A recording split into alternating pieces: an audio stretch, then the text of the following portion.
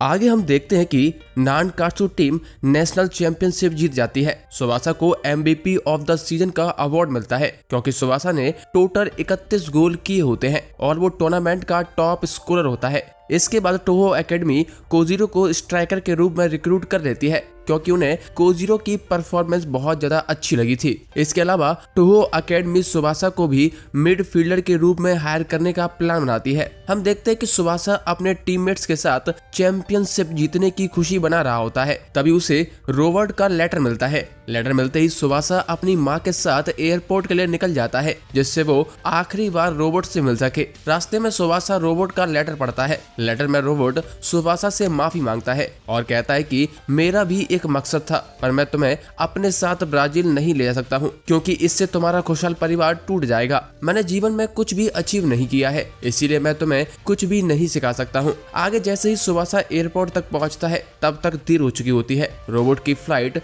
निकल चुकी होती है। कुछ दिनों बाद मिसाकी भी दूसरे सिटी में शिफ्ट होने वाला होता है। उसकी फेयरवेल के लिए सभी नानकात्सु प्लेयर अपने अपने ऑटोग्राफ को एक बॉल पर लिखकर मिसाकी को गिफ्ट करते हैं पर उसमें सुवासा की कमी होती है। इसीलिए इशिजाकी सुवासा को ढूंढने के लिए निकल जाता है। सुवासा रोबोट के जाने से उदास होता है और नदी किनारे बैठा होता है। जब इशिजाकी सुवासा को मिसाकी के जाने के बारे में बताता है तो सुवासा भी मिसाकी से लास्ट टाइम मिलने के लिए निकल पड़ता है पर तब तक मिसाकी की बस छूट चुकी होती है। इसीलिए सुवासा बॉल को बस की तरफ किक करता है जिससे मिसाकी पकड़ लेता है। सुवासा मिसाकी से प्रॉमिस करता है कि हम लोग फिर से साथ में फुटबॉल खेलेंगे जब हम नेशनल टीम में सिलेक्ट हो जाएंगे। इसके बाद मिसाकी वहां से चला जाता है। कुछ देर बाद गेंजो भी वहां पर आ जाता है। हमें पता चलता है कि गेंजो भी अपनी ट्रेनिंग के लिए जर्मनी जा रहा है जिससे वो और अच्छा गोलकीपर बन सके। पर जाने से पहले गेंजो आखिरी टाइम सुवासा को चैलेंज करता है। ये देखकर सुवासा चैलेंज को एक्सेप्ट कर लेता है। आगे सुवासा बॉल को शूट करता है पर बॉल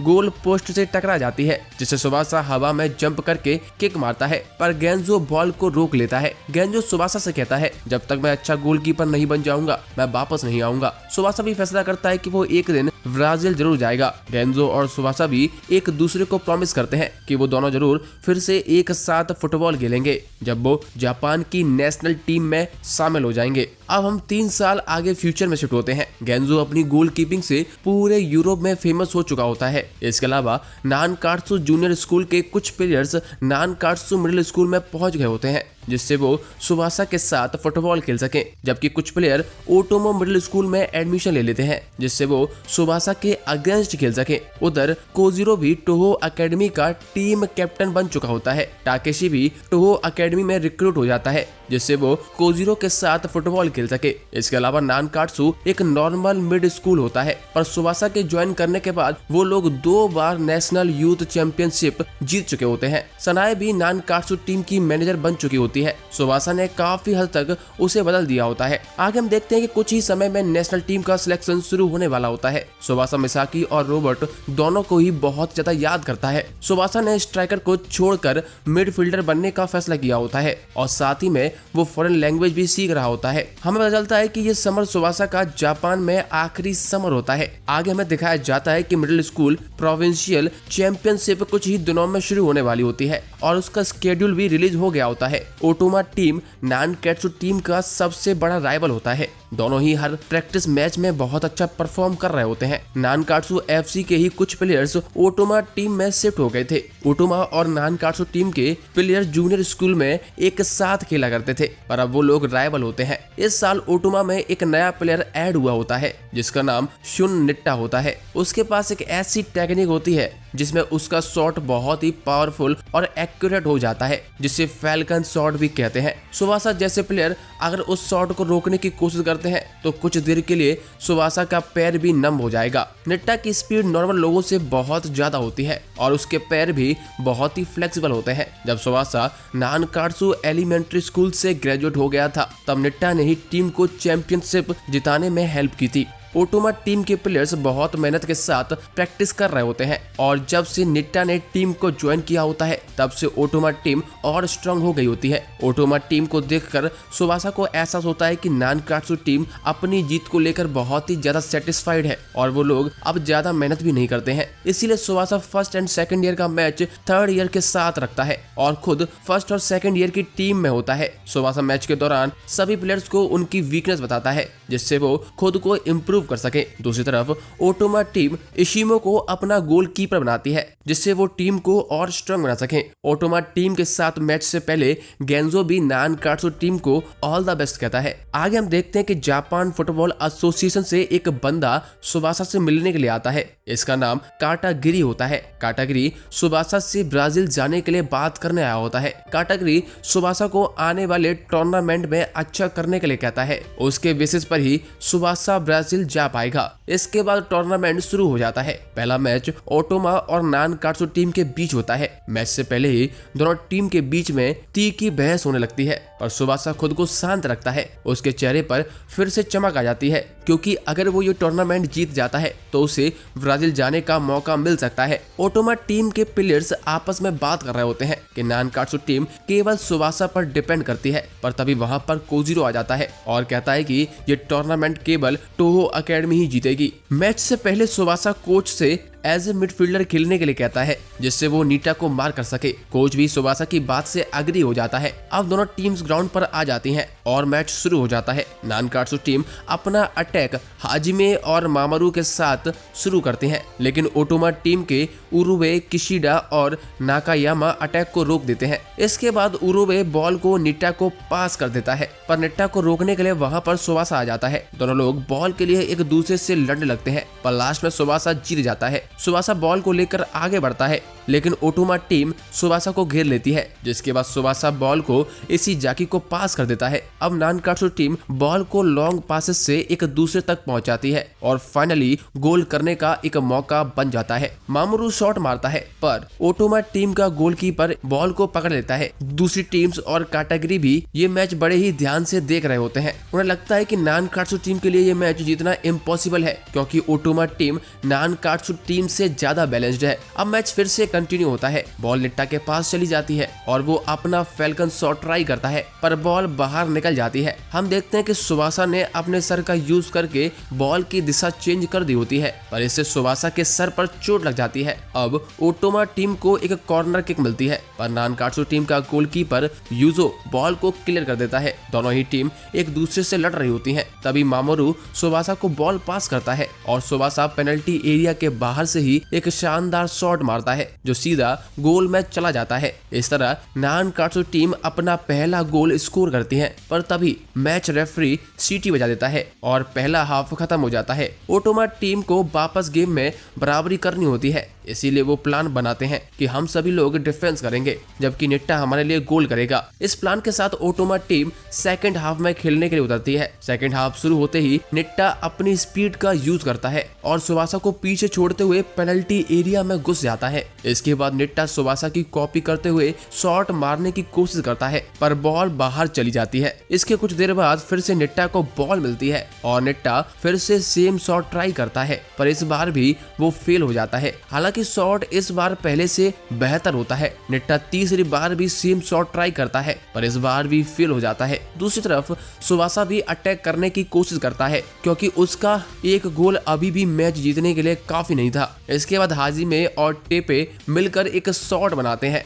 पर इशिमो फिर से उसे पकड़ लेता है। नानकात्सु टीम अपने अटैक पर इतना फोकस होती है कि वो निट्टा को खुला छोड़ देते हैं। इसका फायदा उठाकर निट्टा एक शॉट मारता है पर बॉल जाकर सीधा नानकात्सु टीम के प्लेयर के हाथ पर लग जाती है जिससे ओटोमा टीम को एक पेनल्टी किक मिल जाती है। उरुवे एक फेक शॉट ट्राई करता है जिसके बाद निट्टा फैल्कन शॉट मारता है जो सीधा एक प्लेयर को लगता है। इससे गोल के सामने जगह खाली हो जाती है। निट्टा फिर से शॉट मारने की कोशिश करता है पर सुबासा कैन की टेक्निक यूज करके गोल को बचा लेता है। अब बॉल सीधा मामोरू को मिलती है और नानकात्सु टीम काउंटर अटैक शुरू कर देती है। मामोरू बॉल को सुबासा को पास करता है। सुबासा अपनी ड्रिबलिंग से सभी ओटोमा प्लेयर्स को पीछे छोड़ देता है और एक शॉट ट्राई करता है। ओटोमा के प्लेयर्स सही सही समय पर बॉल को टच कर लेते हैं, जिससे सुवासा के शॉट की पावर कम हो जाती है और इशिमो शॉट को रोकने में कामयाब हो जाता है। इसके बाद इशिमो काउंटर के लिए बॉल उरुवे को पास कर देता है। उरुवे बॉल को निट्टा को पास कर देता है।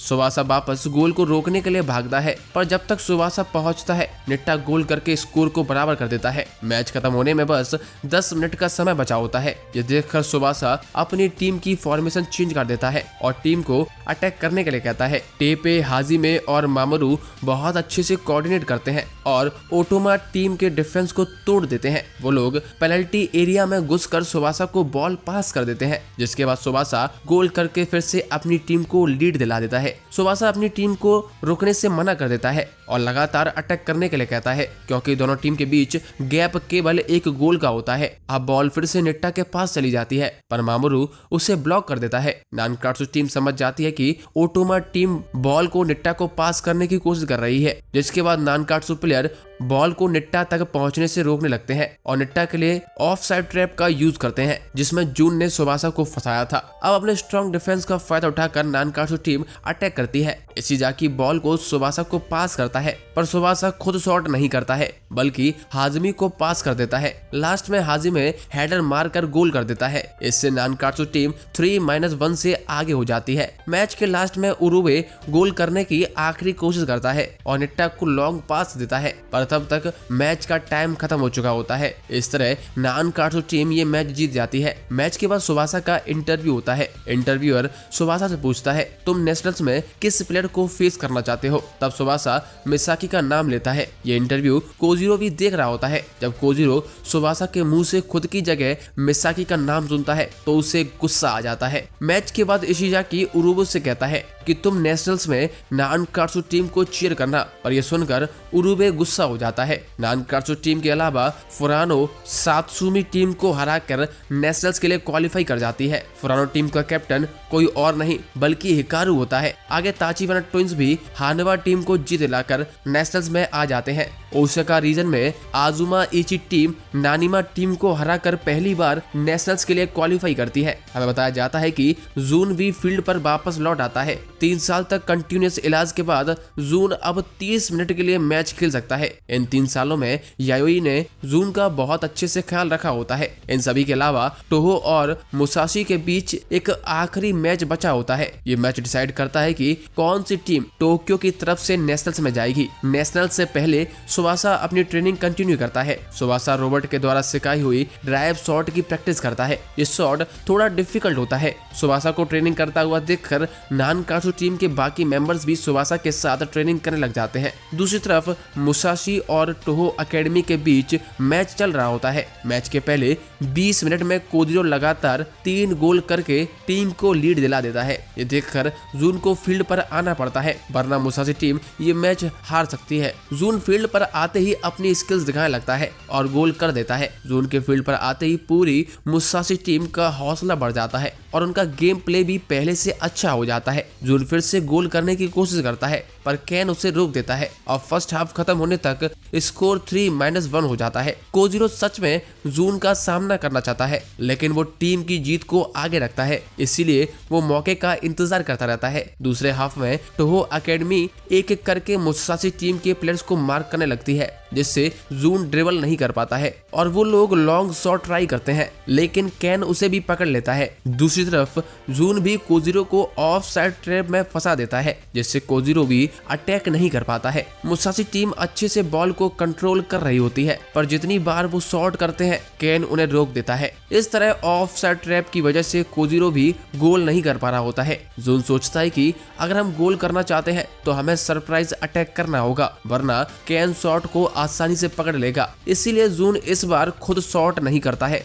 बल्कि अपने टीममेट को पास कर देता है। ये देखकर कैन थोड़ा सरप्राइज हो जाता है, पर बॉल को ब्लॉक कर देता है, जिससे बॉल हवा में चली जाती है। इसका फायदा उठाकर जून हवा में जंप मारता है और गोल कर देता है। अब टीम का स्कोर 3-2 हो जाता है। हम देखते हैं कि जून को फील्ड पर 30 मिनट हो चुके होते हैं, पर जून अभी भी और खेलने की कोशिश करता है। इस पर मुसाशी टीम का कोच जून को परमिशन दे देता है। अब टोहो एकेडमी को समझ आ जाता है कि वो लोग हार सकते हैं, इसीलिए वो अपनी टीम का फॉर्मेशन चेंज करने लगते हैं, जिससे कोजिरो को अटैक में लाया जा सके। इसके बाद कोजिरो आते ही अपना अग्रेसिवली गेम प्ले शुरू कर देता है, पर जून कोजीरो को रोकने की कोशिश करने लगता है, जिस वजह से जून चोटिल हो जाता है और गिर जाता है। गिरने से पहले जून बॉल को क्लियर कर देता है। इसके बाद मुसाशी टीम के प्लेयर बॉल को ड्रिबल करते हुए गोल की तरफ ले जाने लगते हैं। अंत में मुसाशी टीम गोल करने ही वाली होती है, पर केन सही समय पर आकर बॉल को पकड़ लेता है, जिससे गोल होने से बच जाता है। अब मैच पॉज हो जाता है और जून को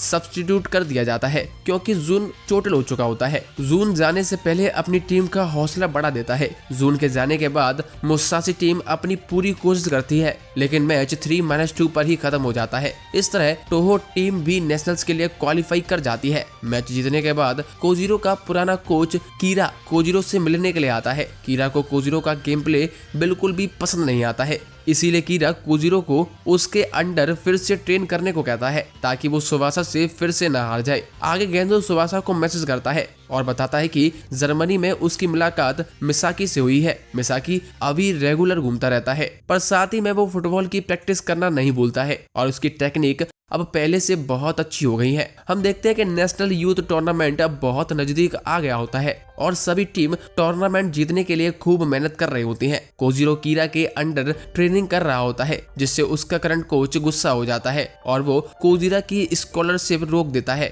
और साथ ही में उसे टोहो एकेडमी की टीम से भी बाहर निकाल देता है। हम देखते हैं कि कीरा के अंडर ट्रेनिंग करते हुए कोजीरो की किक अब पहले से और ज्यादा पावरफुल हो गई होती है। फाइनली टूर्नामेंट का दिन आ जाता है और सभी टीम गेम के लिए एक्साइटेड होती हैं। पहला मैच डिफेंडिंग चैंपियन नानकेट्सु और आजुमा इची के बीच होता है। आजुमा इची पहली बार नेशनल टूर्नामेंट खेल रही होती है। उनकी टीम का कैप्टन माकोटो सोडा होता है। सोडा एक अच्छा डिफेंडर होता है और साथ ही में उसकी स्कोरिंग स्किल्स भी बहुत ज्यादा अच्छी होती है। दूसरी तरफ नेशनल शुरू होते ही कोजीरो टीम में वापस लौट आता है, पर कोच कोजीरो को खेलने की परमिशन नहीं देता है, क्योंकि वो अभी भी कोजीरो से गुस्सा होता है। अब नानकाट्सु और आजुमो इची के बीच मैच शुरू होता है। सोडा और सुवासा दोनों लगातार एक दूसरे की टीम से बॉल चुरा रहे होते हैं। सुवासा अटैक करने की कोशिश करता है, पर सोडा आकर बॉल चुरा लेता है, जिसके बाद आजुमा इची टीम अटैक करने लगती है। सोडा पेनल्टी एरिया में पहुंचकर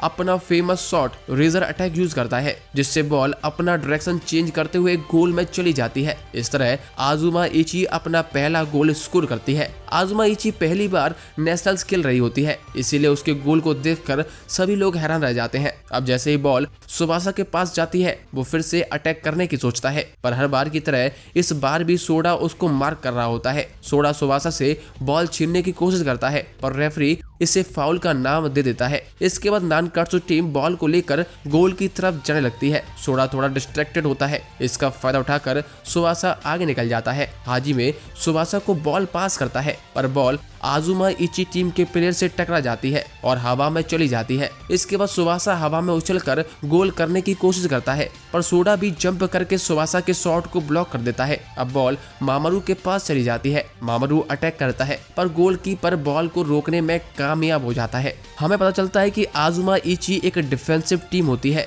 उसने नेशनल तक क्वालिफाई करने के लिए अपने अपोनेंट को एक भी गोल स्कोर करने नहीं दिया था। सोडा को लोग एस किलर भी कहते हैं, क्योंकि सोडा अपने अपोनेंट के टॉप स्ट्राइकर को क्लोजली फॉलो करता है और ब्लॉक करने के टाइम पर स्ट्राइकर के पैरों पर जोर से मारता है, जिससे अपोनेंट का टॉप स्ट्राइकर इंजर्ड हो जाता है। इसी तरह सोडा सुवासा को भी इंजर्ड कर देता है। अब पहला हाफ 1-0 पर खत्म हो जाता है और नानकाट्सु टीम एक भी गोल नहीं कर पाती है। सुवासा इंजर्ड होता है, पर वो किसी को बताता नहीं है और बैंडेज लगाकर सेकंड हाफ खेलने के लिए निकल जाता है। और सेकंड हाफ में नानकाट्सु टीम अटैक के साथ शुरू करती है। सुवासा सोडा की टेक्निक समझ चुका था, इसीलिए सोडा से बचते हुए सुवासा टैप शॉट खेलने का डिसाइड करता है, पर बॉल गलत जगह लैंड होती है। सुवासा अभी भी रोबोट के द्वारा सिखाया हुआ शॉट नहीं खेल पा रहा होता है, ऊपर से उसका पैर भी इंजर्ड हो जाता है। सोडा ने भी ड्राइव शॉट खेलने के लिए प्रैक्टिस की थी, पर सोडा ये नहीं सीख पाया था, इसीलिए उसने ड्राइव शॉट को छोड़कर रेजर शॉट पर फोकस किया। मैच फिर से कंटिन्यू होता है। सोडा लगातार सुवासा को क्लोजली मार कर रहा होता है। सेकंड हाफ तक 7 मिनट निकल चुके होते हैं और आजुमा इची टीम बॉल को केवल अपनी तरफ रख रही होती है। स्टेडियम में बैठे हुए सभी लोग मैच को बहुत ध्यान से देख रहे होते हैं। अब 20 मिनट गुजरने के बाद फाइनली मामोरू आजुमा इची टीम से बॉल चुराने में कामयाब हो जाता है। फिर वो बॉल को सुबासा को पास कर देता है। सुबासा भी बॉल को ड्रिबल करते हुए पेनल्टी एरिया तक ले जाता है। सुबासा बॉल पास करने की सोचता है, पर दूसरी टीम नानकात्सु टीम के सभी प्लेयर्स को क्लोजली मार कर रही होती है। पर तभी सुबासा को शिंगो दिखाई देता है। सुबासा बॉल को शिंगो की तरफ पास करता है और शिंगो हेडर मार कर गोल कर देता है। अब आजुमा इची और नानकात्सु टीम के बीच स्कोर टाई हो जाता है। शिंगो सुबासा को देखकर समझ जाता है कि सुबासा के पैर में चोट लगी हुई है, इसीलिए वो सुबासा को ज्यादा चिंता न करने के लिए कहता है। दूसरी तरफ सोडा एक और गोल करने का प्लान बनाता है, क्योंकि उसका रेजर शॉट 2 डायरेक्शन में मूव कर सकता है। अब मैच फिर से कंटिन्यू होता है। आजुमा इची टीम अब डिफेंस छोड़कर अटैक करने लग जाती है, जबकि सोडा अभी भी सुबासा को टाइटली मार कर रहा होता है। नानकात्सु टीम आजुमा इची टीम से बॉल चुरा लेती है, पर सोडा बॉल को सुबासा तक पास करने नहीं देता है। इससे बॉल मामारू को मिल जाती है। मामारू बॉल को हाजिमे को पास करता है, पर इस बीच आजुमा इची टीम के प्लेयर्स बॉल को चुरा लेते हैं। धीरे धीरे टाइम भी खत्म हो रहा होता है और दोनों टीम्स का स्कोर अभी भी बराबरी पर होता है। केवल 5 मिनट बचे होते हैं। अब सोडा सुबासा को छोड़कर बॉल के पीछे भागने लग जाता है। हाजिमे भी बॉल लेने की कोशिश करता है। सोडा उससे बॉल छीन लेता है। अब सोडा गोल की तरफ बढ़ रहा होता है। सोडा सोचता है कि सुबासा का ड्राइव शॉट इनकम्प्लीट है, पर मेरा रेजर शॉट कंप्लीट है। ऐसा सोचकर सोडा शूट करता है। सुबासा सोडा के फुट को देखकर समझ जाता है कि बॉल कहां जाने वाली है, इसलिए सुबासा यूजो से उसी तरफ मूव करने को कहता है, यानी कि अपोजिट डायरेक्शन में। ऐसा करते हुए यूजो सोडा के शॉट को रोकने में कामयाब हो जाता है। ये देखकर सोडा एकदम ही शॉक रह जाता है। इस समय सुबासा बिल्कुल अकेला था।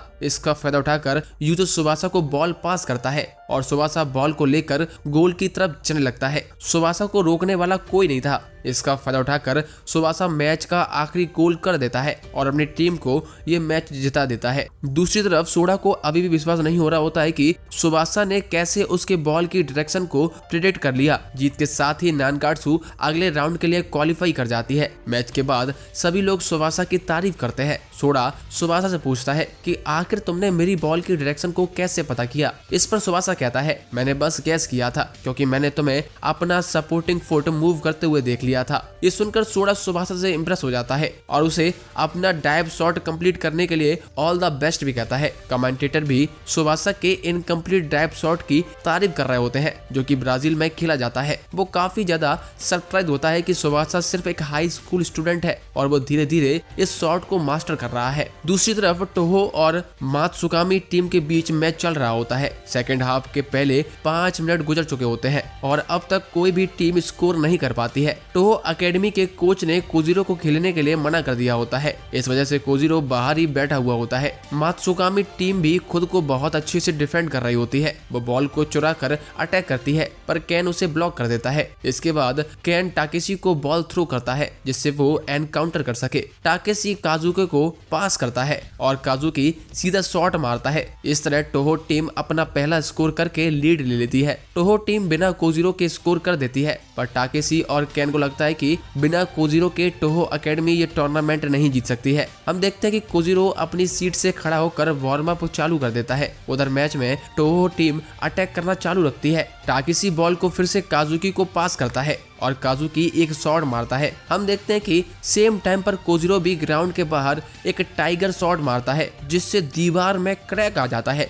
ये देखकर टोहो टीम का कोच एकदम ही शॉक रह जाता है। उधर मैच में भी टोहो टीम अपना दूसरा गोल स्कोर कर देती है। इसके बाद हम नानकात्सु टीम पर शिफ्ट होते हैं। सभी लोग सुबासा की इंजरी को लेकर परेशान होते हैं, इसीलिए सभी लोग फैसला करते हैं कि वो लोग एक्स्ट्रा मेहनत करेंगे, जिससे वो सुबासा पर बोझ न बन सके। डॉक्टर सुबासा को बताता है कि हल्की सी सूजन है और उसका पैर धीरे धीरे ही ठीक होगा। इसलिए डॉक्टर सुबासा को मैच के दौरान अपने पैर को टाइटली बैंडेज करने की सलाह देता है। हम देखते हैं कि सनाए हमेशा सुबासा के साथ रहती है। सनाए दूसरे कपल्स को देखकर उसे और सुबासा को साथ में इमेजिन भी करती है, पर सुबासा अपने गेम में ज्यादा बिजी होता है। इसके बाद हम कोजीरो पर शिफ्ट होते हैं। कोच अभी भी कोजीरो को खेलने की परमिशन नहीं देता है, इसीलिए कोजीरो अपनी फैमिली से मिलने के लिए चला जाता है। इसके अलावा फुरानो टीम भी अच्छा खेल रही होती है। वो अपनी अपोनेंट टीम को 6-0 से हरा देते हैं और अगले राउंड के लिए क्वालिफाई कर जाते हैं। सुबासा और सनाए भी डॉक्टर से मिलने के बाद मैच देखने के लिए स्टेडियम जाते हैं, पर तब तक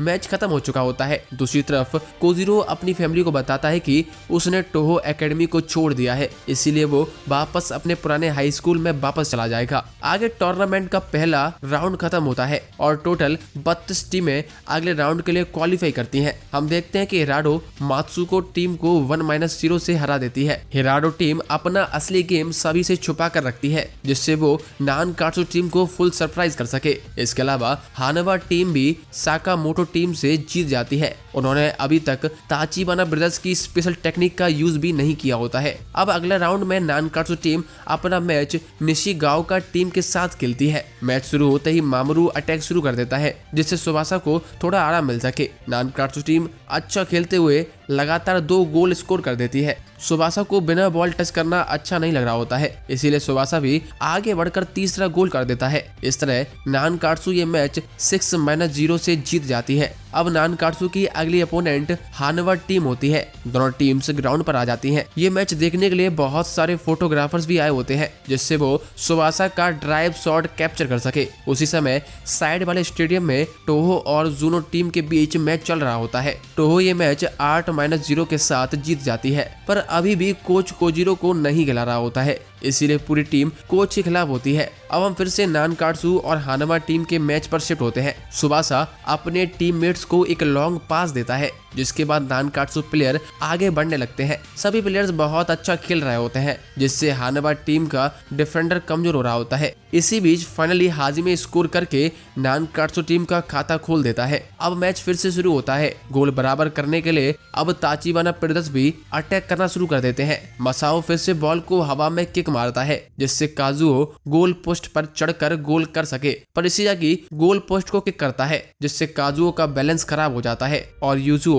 बॉल को पकड़ लेता है। इशिजाकी का आइडिया देखकर सभी लोग उसकी तारीफ करते हैं। अब सुबासा गेम में बिना किसी बेकार मूव के बहुत अच्छा परफॉर्म करता है और बॉल को क्विकली टेपे को पास कर देता है, जिसके बाद टेपे एक और गोल करके स्कोर को 2-0 कर देता है। अब हानवा टीम थोड़ा लो फील करने लग जाती है, क्योंकि उनके ऊपर 2 गोल हो चुके होते हैं। ताचिबाना ब्रदर्स के पास अब कोई दूसरा चांस नहीं होता है, इसीलिए वो अपनी स्पेशल टेक्निक यूज करने का फैसला करते हैं। मैच फिर से कंटिन्यू होता है और ताचिबाना ब्रदर्स अटैक करने के लिए जाते हैं। एक प्लेयर बॉल को बहुत ऊंचा किक मारता है, जिसके बाद मसाओ जमीन पर लेट जाता है और काजुओ मसाओ के पैरों के ऊपर चढ़कर हवा में बहुत ऊंचा उछलता है, जिससे वो बॉल तक पहुंच सके। काजुओ हवा में एक जोरदार हेडर मारता है, जिसे यूजुओ पकड़ नहीं पाता है। इस तरह हानवा टीम भी अपना पहला गोल करती है और स्कोर 2-1 हो जाता है। ताचिबाना ब्रदर्स अपनी इस टेक्निक को स्काई लैब हरिकेन कहते हैं। ताचिबाना ब्रदर्स के इस शॉट को देखकर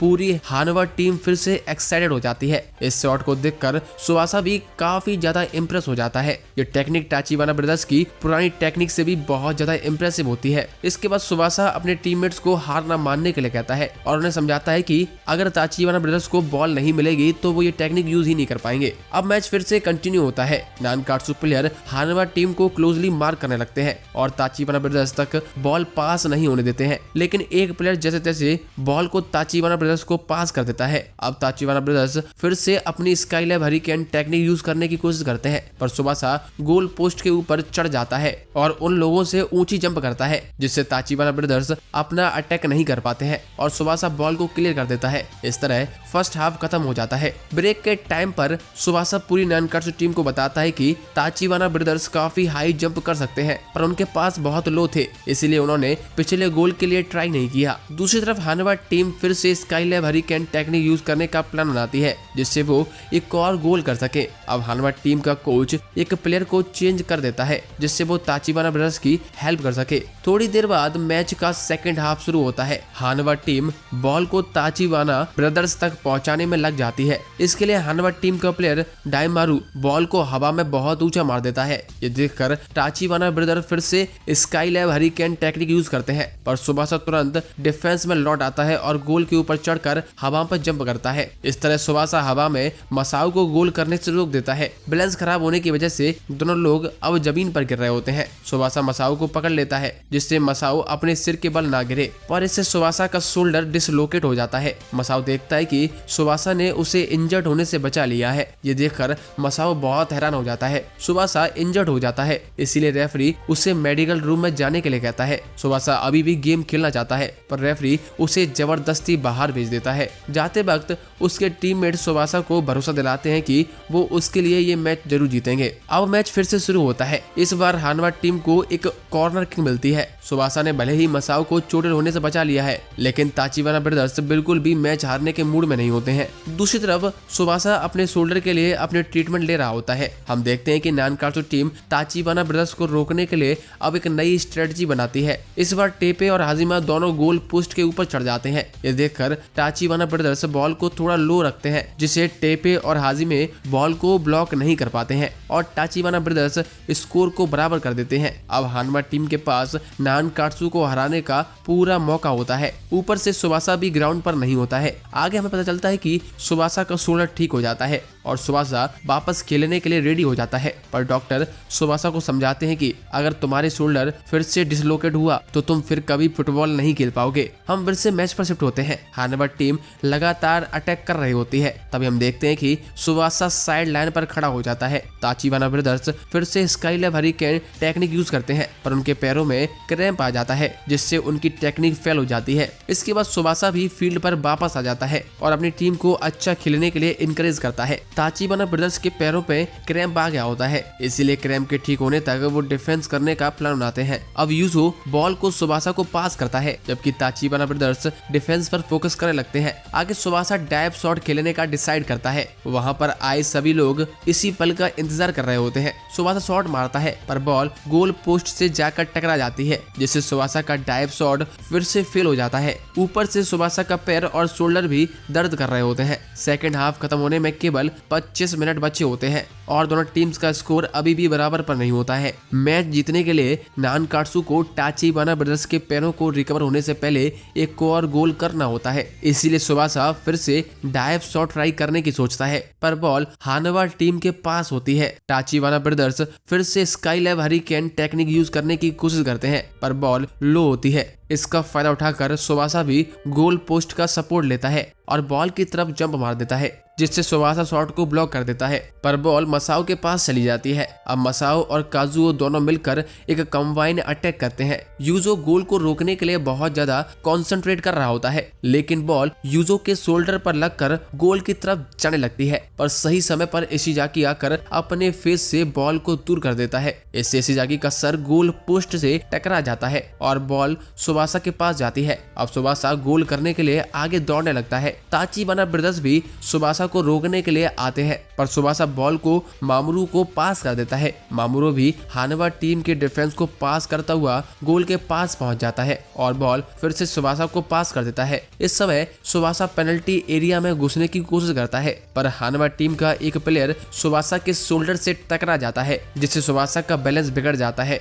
सुबासा अभी भी हार नहीं मानता और एक तेज किक शॉट मारता है। ताचिवाना ब्रदर्स भी स्काईलैब हरिकेन टेक्निक का यूज करते हैं और बॉल रोकने की कोशिश करते हैं, पर वो बॉल तक नहीं पहुंच पाते हैं। इस तरह नानकात्सु टीम अपना तीसरा गोल कर देती है। तभी रेफरी विसल बजाता है और सेकंड हाफ भी खत्म हो जाता है। इस तरह नानकात्सु टीम 3-2 से ये मैच जीत जाती है। मैच के बाद सुबासा अपने शोल्डर का इलाज करवाने के लिए डॉक्टर के पास चला जाता है। दूसरी तरफ टोहो अकेडमी टॉप 8 में एंटर कर जाती है। हम देखते हैं कि जून कोजिरो के घर पहुंच जाता है और उसके भाइयों के साथ फुटबॉल खेल रहा होता है। तभी वहां पर कोजिरो आ जाता है। जून कोजिरो से कहता है कि तुम मैच क्यों नहीं खेल रहे हो, तुम्हारी टीम टोक्यो को रिप्रेजेंट कर रही है, मैं नहीं चाहता टोक्यो किसी दूसरी टीम से हार जाए। पर कोजिरो पहले से ही अपसेट होता है। वो अपने भाई से प्रॉमिस करता है कि उसकी टीम टॉप 8 में जरूर जीतेगी और अगले राउंड के लिए क्वालिफाई भी करेगी। इसके बाद कोजिरो कोच के पास जाता है और एज ए सब्स्टिट्यूट प्लेयर खेलने के लिए परमिशन मांगता है। इस पर कोच हाँ कर देता है, पर वो अभी भी कोजिरो से गुस्सा होता है, इसीलिए वो क्वार्टर फाइनल में ना खिलाने का प्लान बनाता है। हम देखते हैं कि मीवा टीम पहला क्वार्टर फाइनल जीतकर सेमीफाइनल्स में एंटर कर जाती है। अब नानकात्सु टीम का अगला मैच हिराडो टीम से होता है। हिराडो टीम का डिफेंडर जीतो सुबासा को अगले मैच के लिए चैलेंज करता है। ये देखकर सुबासा भी चैलेंज को एक्सेप्ट कर लेता है। इसके बाद हम फुरानो टीम पर शिफ्ट होते हैं। फुरानो टीम की मैनेजर यासिको फुरानो टीम के कैप्टन हिकारू को पसंद करती है, पर यह उसका आखिरी मैच होता है क्योंकि उसकी पूरी फैमिली अमेरिका शिफ्ट हो रही होती है। हम देखते हैं कि टोहो अकेडमी का अगला मैच चूबू मिडिल स्कूल से होता है। टोहो अकेडमी बड़े आराम से चूबू मिडिल स्कूल को 3-0 से हरा देती है। इसके बाद अगला मैच मिनामी उबा और फुरानो टीम के बीच होता है। मैच से पहले याशिको अपनी फीलिंग्स को हिकारू को बताने की सोचती है, पर हिकारू के लिए ये मैच इम्पोर्टेंट होता है, इसीलिए याशिको उसे कुछ भी नहीं बताती है। थोड़ी देर में दोनों टीम्स के बीच मैच शुरू होता है। फुरानो टीम अटैक शुरू कर देती है, पर मिनामी उबा बॉल को छीनकर गोल कर देती है। अब फुरानो टीम का कैप्टन हिकारू भी पूरी टीम को गोल करने के लिए इनकरेज करता है। इसके बाद फुरानो टीम अटैक करती है, पर बॉल क्रॉस बार के ऊपर चली जाती है, पर एक और प्लेयर बॉल को गोल मारने की कोशिश करता है। हम देखते हैं कि मानामी टीम का गोलकीपर बहुत अच्छा होता है और वो गोल को रोक लेता है। इस तरह स्कोर अभी भी 1-0 ही रहता है। आगे हमें पता चलता है कि याशिको ने अपनी मां के साथ शर्त रखी होती है, अगर फुरानो टीम ये मैच जीत जाती है तो याशिको यहीं पर रुक जाएगी, नहीं तो उसे अपनी फैमिली के साथ अमेरिका शिफ्ट होना होगा। आगे मैच कंटिन्यू होता है। स्टेडियम के चारों ओर बहुत ज्यादा गर्मी होती है, जबकि फुरानो प्लेयर्स को इतनी गर्मी में खेलने की आदत नहीं होती। ये उनके लिए एक और डिसएडवांटेज होता है, पर फुरानो टीम हार नहीं मानती है। वो गोल के लिए ट्राई करती है, पर उन्हें कामयाबी नहीं मिलती है। इसके बाद मिनामी टीम काउंटर अटैक करती है और गोल करने की कोशिश करती है, पर फुरानो टीम का गोलकीपर बॉल को रोक देता है। अब मैच में केवल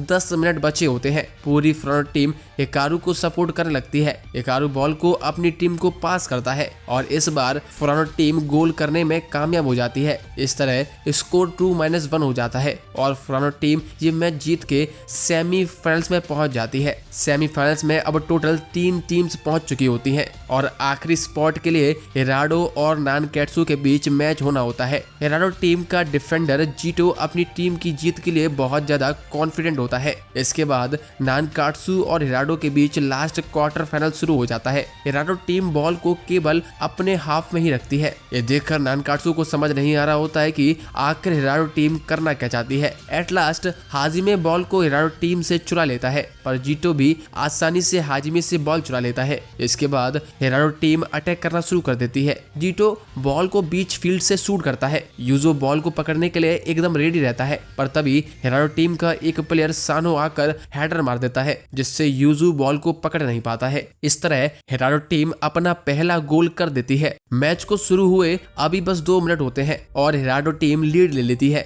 ये देखकर सुबासा अपनी पूरी टीम को इनकरेज करता है और उन्हें गोल करने के लिए कहता है। इसके बाद नानकात्सु टीम भी अटैक करना शुरू कर देती है, पर जीटो फिर से बॉल चुरा लेता है। इस बार सुबासा सही समय पर आकर जीटो से बॉल चुरा लेता है। सुबासा भी गोल करने के लिए आगे बढ़ता है, पर जीटो आकर अपनी पावर का यूज करता है और सुबासा को धक्का दे देता है। इससे जीटो को बॉल मिल जाती है और वो गोल की तरफ जाने लगता है। जीटो फिर से गोल के सामने एक तेज शॉट मारता है, पर इस बार इशिजाकी बॉल को सानो तक पहुंचने नहीं देता है और अपने फेस से रोक देता है, पर बॉल वहीं गिर जाती है और सानो बॉल को लेकर आगे बढ़ जाता है। जीटो भी सानो को सपोर्ट करने के लिए आ जाता है। फिर सानो बॉल को जीटो को पास कर देता है। जीटो गोल करने के लिए एक पावरफुल शॉट मारता है। शुरुआत में लगता है कि यूजो ने बॉल को पकड़ लिया है, पर यूजो भी बॉल के साथ गोल के अंदर चला जाता है। इस तरह हिराडो टीम अपना दूसरा गोल कर देती है। जीटो और सानो पहली बार नेशनल टूर्नामेंट खेल रहे होते हैं और दोनों लोग